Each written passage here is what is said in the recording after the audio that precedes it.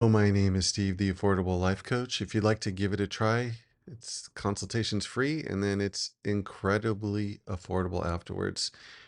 If you've watched some of my previous videos, I talk a lot about radical honesty, being truthful, authentic in your communication with people. And what you'll find that some people are receptive to it, some people are not receptive to it, some people will be extremely defensive, will not take any accountability or ownership, will try to gaslight or shame you for telling them the truth. And that's what I want to focus on in this video is how to deal with those type of people and look at it as playing chess.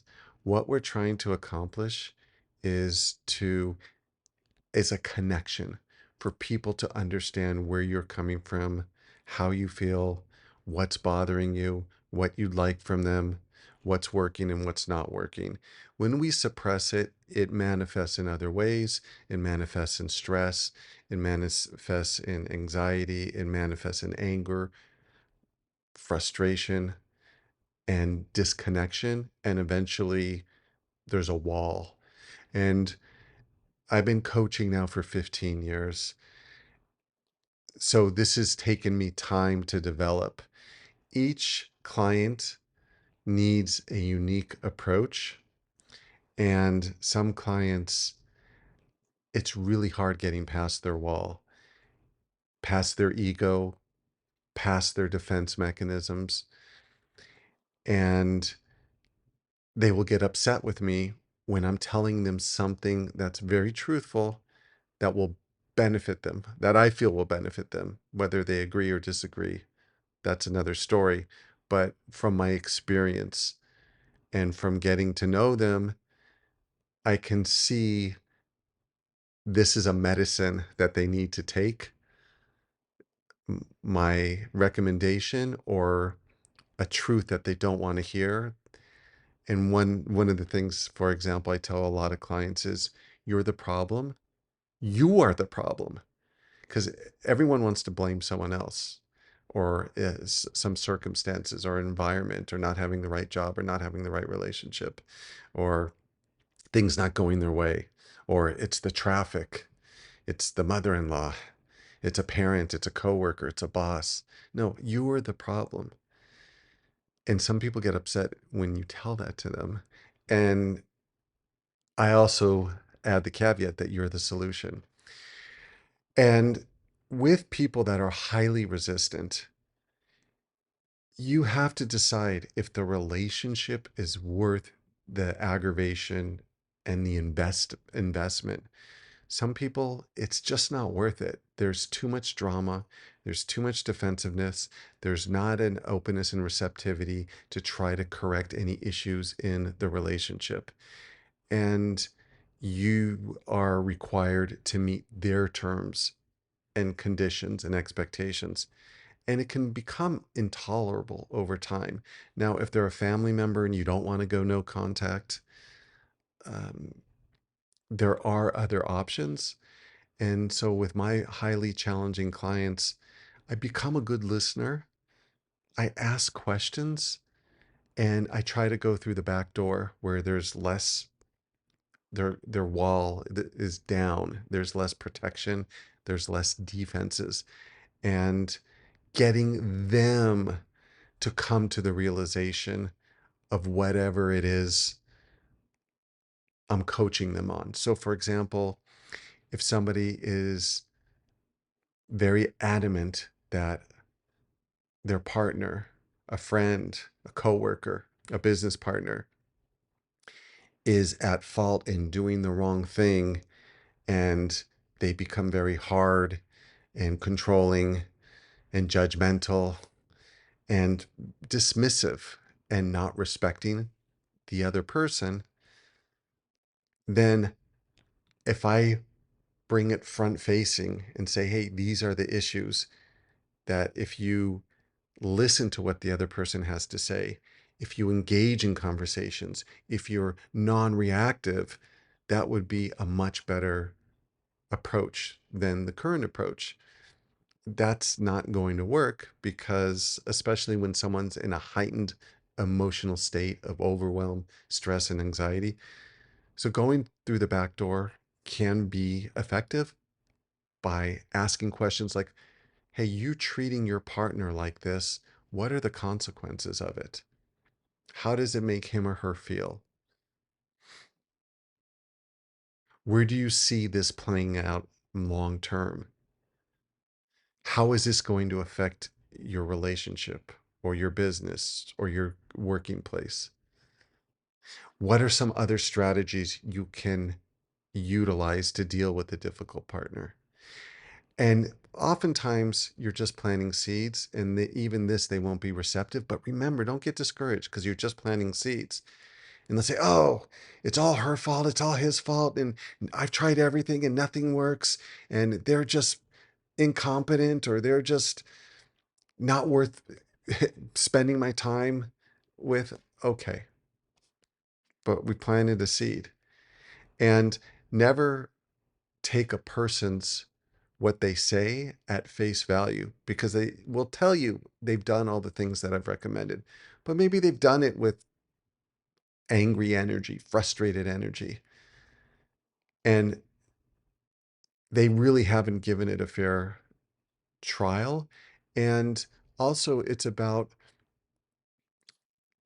focusing on what it does to the person that has a defensive, harsh, judgmental, domineering, controlling personality type.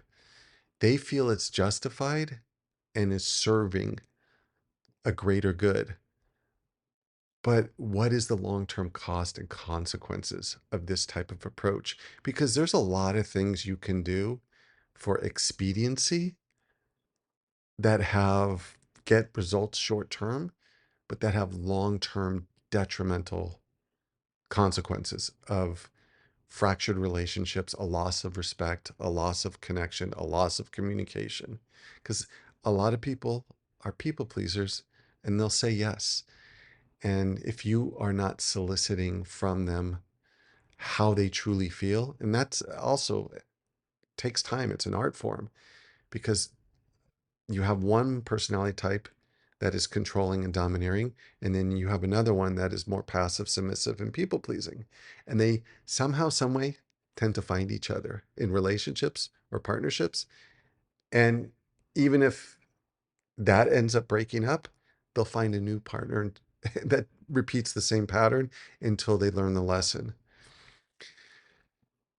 The key in all of this, and a lot of what I'm saying, you're not going to get skilled at this in watching a video or reading a book. This is something I practice with clients in coaching sessions. We role play, we talk about it, we go deeper in what some of the underlying fears are that creates either a domineering, controlling person, defensive personality type, or a people pleasing, uh, passive personality type. And we start to see a lot of childhood stuff comes up that either it was from a parent, either was a safety behavior. We engaged in what's called fawning, fight, flight, freeze, or fawn, as people pleasing, being submissive as a way to stay safe. And we carry that into adulthood. And so it's just so liberating. And that's why I know it's self-serving, but I encourage everyone to give coaching a try. It's it's absolutely incredible, and especially, well, either type of personality. The my more challenging clients, and it does take longer for them to grow. If you're defensive, and if someone is defensive and walled off and not wanting to take ownership and not wanting to have radical, honest communication.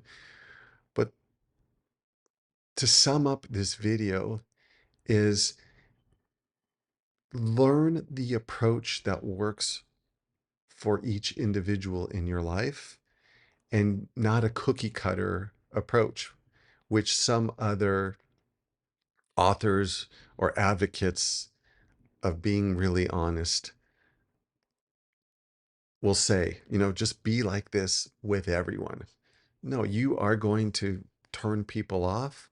And especially if you don't ease your way into it, because very few people are accustomed to hearing radical, authentic, and what I like to call is courageous communication. I think that's the best word for it for me is it's courageous communication, and suppressing how you really feel and what you want to say is cowardly communication, and it makes us feel horrible about ourselves. And even talking about to the person about, hey, courageous communication, that's, do you want that? They say, most people say yes, but they have no idea what they're in for. That's why you want to ramp up slowly. I want that, and I want us to be much closer. And here are some challenges we're having. When I share something with you, it seems like you get upset and angry and defensive with me. And then you work out a solution to that. And I have some clients that they don't want to hear feedback, and you have to respect that. People in your life don't want your input, don't want to hear the honest or courageous communication. And I work for them, and so I have to adapt to that. And I talk about it with them. I tell them, here's the consequences of it. It's going to cause me not to share things that I feel will be helpful for you. And some of the more extreme cases, they're okay with that. They don't think they're missing anything by not having honest communication with another person. It's they want to do it their way. They want to control the narrative in the situation. And when someone speaks honestly with them, it leaves them vulnerable. And lastly, keep your energy calm. That's when I make the biggest mistake, is when I get frustrated with them because they're so non-receptive. And we all have people like this in our lives. It's just like a wall. Anything you say bounces right off. Won't listen, won't hear, won't be receptive. And even worse, they'll get upset and angry. So there's a term called gray rock. You just be neutral, non-reactive, calm, and it takes practice. And that's one thing we work on in coaching is developing more of this type of energy, especially when we're dealing these with these emotionally hostile, angry, and controlling personality types. And look at it as an adventure. This is so much, I don't want to say fun, but it is fun. Rewarding is probably a more accurate word, to see our evolution in getting better and better in dealing with these personality types. And I always like to reflect, what could I have done better? And I had that happen last week with a client who's very challenging. And there was a lot of friction in our session. And that's a good thing because it helps me grow, it helps the client grow, and helps us become more connected. And I don't expect them to change. I work for them. I'll offer suggestions if they do want to change, but I look at and take ownership of it. I'm the problem, I'm the solution. What could I do better? And I learned and I recalibrated and changed my approach. And it's not, I don't feel like I'm compromising myself because I've been completely transparent with the pros and cons of me not being courageously communicative in the session. And they even said as much, that's not something that they're currently looking for. And we have to respect that or move on. Now, I don't recommend being in a romantic relationship or a business partnership with someone that you can't have that open communication with, or even a workplace. I mean, workplace is a little bit easier depending on how intimately you're working and how much control and influences the controlling person or the defensive person has. But it's better to surround yourself with people that you could be really direct and honest with them and not expect it to happen right away, but adapt it to each individual, learn their personality type, ask them, hey, how can I communicate this in a way that you'll be receptive? And I get this in couples coaching, don't let the delivery of the message be the focus, because what these controlling or very sensitive people will do is they'll criticize the delivery of the message. Well, the way you said it seemed very rude. It feels like you're attacking me, or was overly harsh. I'd rather truth come out in that manner than no truth at all. And when you tell someone that and you're trying to control their delivery, as long as they're not yelling and screaming and overly angry in the red zone, receive it. Because people pleasers, nice guys, nice girls, oftentimes that's the time you get in the window, you get a peek behind the curtain on how they truly feel when they explode. Explode verbally. I'm not saying angrily or physically, but just, and they just let loose. You get an insight of how they truly feel. And you can use that to better understand them and deepen your connection.